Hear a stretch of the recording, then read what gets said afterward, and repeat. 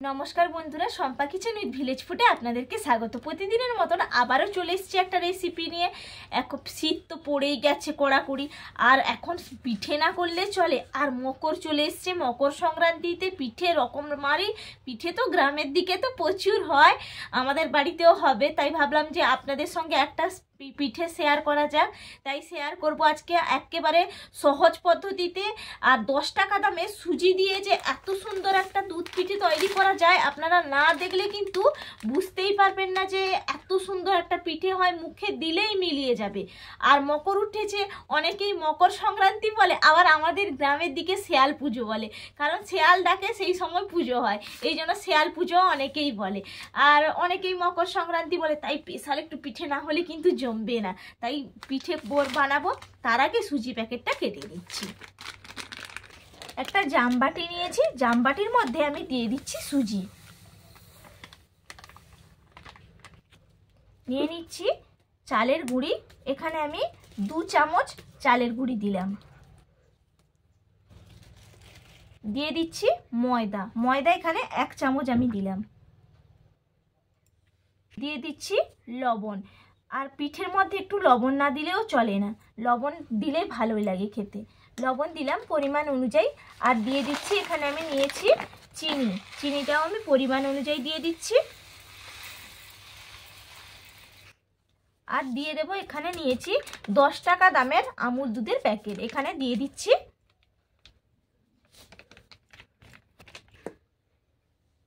দিয়ে দিচ্ছি baking powder.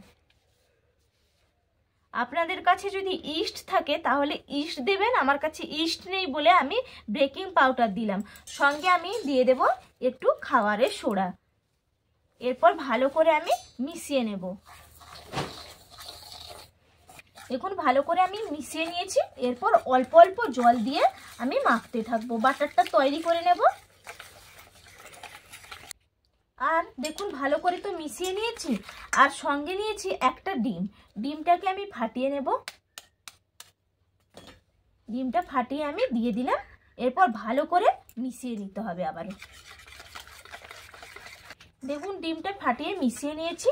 দিয়ে দিচ্ছি নারকেল কোড়া, এটা সম্পূর্ণ অপশনাল, আপনারা চাইলে দিতেও পারেন নাও দিতে পারেন, কিন্তু নারকেল কোড়াটা দিলে ভালো লাগে খেতে। নারকেল কোড়াটা দিয়ে দিয়েছি। এরপর ভালো করে মিশিয়ে নিচ্ছি। দেখুন বাটারটা একেবারে রেডি হয়ে গেছে। আমি এটা প্রায় 10 মিনিট মতো ঢাকা চাপা দিয়ে আমি 10 মিনিটের জন্য ঢাকা চাপা দিয়ে রেখে দিচ্ছি। আর আমাকে দুধটা রেডি করে নিতে হবে, তার জন্য আমি চলে যাই রেডি করে নেব। কড়াইটা চাপিয়ে দিয়েছি, কড়াই গরম হয়ে গেছে। কড়াইয়ের মধ্যে আমি দিয়ে দিচ্ছি দুধ, এখানে আমি নিয়েছি গরুর দুধ। দেখুন এখানে আমি প্রায় 500 গ্রাম দুধ নিয়েছি, খাঁটি গরুর দুধ। সেই দুধটা আমি ঘন করে জাল করে নেব। আপনারাও ঘন করে যদি গরুর দুধ না পান তাহলে আমুল দুধগুলো যে পাওয়া যায় বাজারে লিকুইড, সেগুলোও করতে পারেন। আবার 10 টাকা দামের আমুল দুধের প্যাকেটগুলোও ঘুটে নিয়ে দুধটা ঘন করে নিতে পারেন। এইভাবে আমি ঘন করে নিচ্ছি, আস্তে করে জাল দিয়েছি, ঘন করে নেব।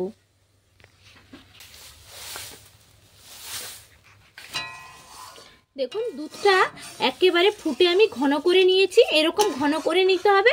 আর আমি আঁচটা একেবারে বন্ধ করে চলে যাব। দেখুন আমি 10 মিনিট বাদে ফিরে এলাম, দুধটাও ঘন করে চলে এসেছি। এখানে ঢাকা চাপাটা আমি খুলে নিচ্ছি। দেখুন কি সুন্দর ফুলে উঠেছে। আর আবারও একটু আমি মিশিয়ে নিচ্ছি। দেখুন মিশিয়ে তো নিলাম। আর নিয়েছি বাটি, বাটির মধ্যে আমি নিয়ে নেব তেল। এখানে আমি তেল একটু করে বাটির মধ্যে লাগিয়ে নেব। দেখুন আমি এরকম একটু বড় বড় সাইজের বাটিগুলো, বাড়িতে যেরকম বাটি ছিল সেই বাটিগুলো আমি নিয়েছি। সবগুলো বাটি আমি তেল মাখিয়ে নিয়েছি। আপনাদের কাছে যদি ছোট বাটি থাকে তাহলে ছোট বাটিতে মাখিয়ে নেবেন। আর এই যে বাটারটা আমি তৈরি করলাম, দেখুন এই যে বাটারটা তৈরি করেছি, এই বাটারটা একটা হাতা নিয়েছি, হাতার সাহায্যে আমি একটু করে তুলে বাটির মধ্যে আমি দিয়ে দিচ্ছি।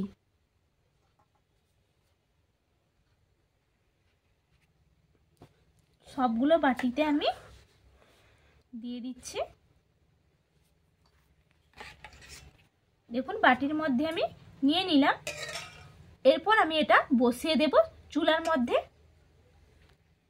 দেখুন একটা ডেকচি নিয়েছি, ডেকচির মধ্যে আমি আগে থেকে জল বসিয়ে দিয়েছি, জলটা গরম হয়ে গেছে।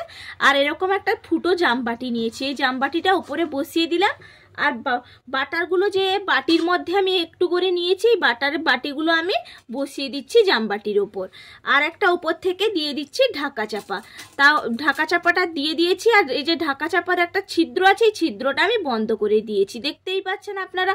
আর আমি একটা করে বাটি বসালাম, কারণ আমার জামবাটিটা একটু ছোট, এই জন্য একটা করে বাটি বসিয়েছি। আর বাটিটাও বড়, আপনাদের কাছে যদি ছোট বাটি থাকে তাহলে দুটো করে বসিয়ে নিয়ে করে নিতে পারেন। এরপর ভাপানো হতে থাক। দেখুন আমি ঢাকা চাপাটা খুলে নেব। প্রায় আমি 5 মিনিট পর ঢাকা চাপাটা খুলে আমি দেখে নিচ্ছি। দেখুন কতটা ফুলে উঠেছে, আপনারা দেখেই বুঝতেই পারছেন। দেখুন কি সুন্দর ফুলে উঠেছে। আর একটা আমি কাঠি নিয়েছি, আমি কাঠি দিয়ে আমি দেখে নেব যে এটা হয়ে গেছে কিনা। দেখি, দেখুন কাঠির গায়ে কিন্তু একটুও লেগে নেই, তার মানে আমার এটা পারফেক্ট ভাবে হয়ে গেছে। আমি নামিয়ে নেব। একইভাবে আর একটা আমি চাপিয়ে দেব। দেখুন আমি নামিয়ে নিচ্ছি, একটা ছান্তার সাহায্যে নামিয়ে নিচ্ছি, কারণ না হলে কিন্তু তুলতে পারবো না। এই জন্য ছান্তা দিয়েই উঠিয়ে নিলাম, সুবিধা হলো আমার। আর আবারও একটা দেখুন একইভাবে আমি চাপিয়ে বসিয়ে দিলাম, তারপর ওপর থেকে ঢাকা চাপা দিয়ে দিলাম। আমার করতে একটু দেরি হচ্ছে, কারণ আমি একটা একটা করছি। যদি একসঙ্গে করে নিতে পারতাম তাহলে 5 মিনিটে আমার কমপ্লিট হয়ে যেত। দেখুন আবারও ঢাকা চাপাটা খুলে দেখে নিচ্ছি। দেখুন এটাও একেবারে ফুলে উঠেছে। আর একটা কাঠি দিয়ে চেগো করে নিচ্ছি, এটাও কাঠিতে একেবারে লাগছে না, তার মানে পারফেক্ট ভাবে আমার হয়ে গেছে। সবগুলো আমি একইভাবে করে নিয়েছি। আমি নামিয়ে নিচ্ছি। এখন আমি পিঠেগুলো নিয়ে চলে এসেছি। আমি একটা ছুরি নিয়েছি, ছুরির সাহায্যে আমি ঘুরিয়ে বাটি থেকে তুলে নেব। অলরেডি কিন্তু মুখগুলো দেখুন ছেড়ে দিয়েছে। আবার একটু ছুরি দিয়ে শুধু সামান্য একটু ঘুরিয়ে দিচ্ছি। সামান্য ঘুরিয়ে দিলাম, দেখুন সহজেই কিন্তু উঠে আসবে।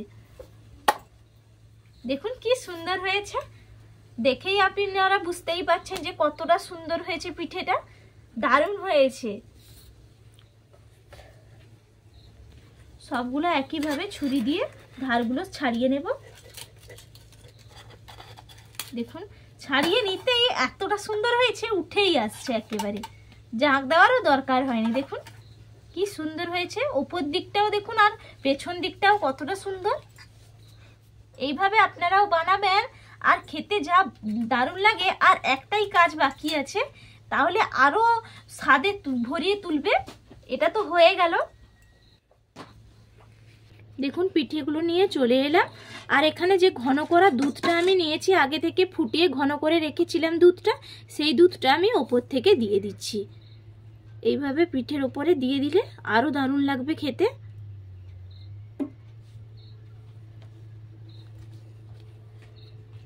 দেখুন এটা কিন্তু আমি যখন ফুটিয়েছিলাম তারপর ঠান্ডা হয়ে গেছিল, তারপর একটু উষ্ণ আবারও আমি গরম করে নিয়েছি। উষ্ণ গরম দুধটা দিলে কি হবে, ভেতর পর্যন্ত একেবারে ঢুকে যাবে, এই জন্য আর আলাদা করে পিঠেটা ফোটানোর আর দরকার হবে না। দেখুন কি সুন্দর দেখতে লাগছে দুধটা দেওয়ার পর। আবার উপর থেকে আরও একটু ভালো দেখানোর জন্য আমি এখানে নিয়ে দেব নারকেল কোড়া উপরে। দেখুন কি সুন্দর, তাহলে আরও দেখতে ভালো লাগবে। নারকেল কোড়াটা দিয়ে দিলাম, আর দিয়ে দেব কিশমিশ। দেখুন তো কতটা সুন্দর হয়েছে, আর দেখেই মনে হচ্ছে না যে কতটা লোভনীয়। দেখুন সাজানো তো হয়ে গেল, আর দেখতে তো অসম্ভব সুন্দর লাগছে। আপনাদেরকে একটু কেটেও দেখাই যে কেমন হয়েছে, নরম তুলতুলে। দেখুন চামচে কাটলাম, আর কতটা সুন্দর নরম তুলতুলে হয়েছে, দেখেই আপনারা বুঝতেই পারছেন। এইভাবে আপনারাও সুজি দিয়ে দুধ দিয়ে বানিয়ে ফেলুন এরকম একটা অসম্ভব নরম তুলতুলে পিঠে।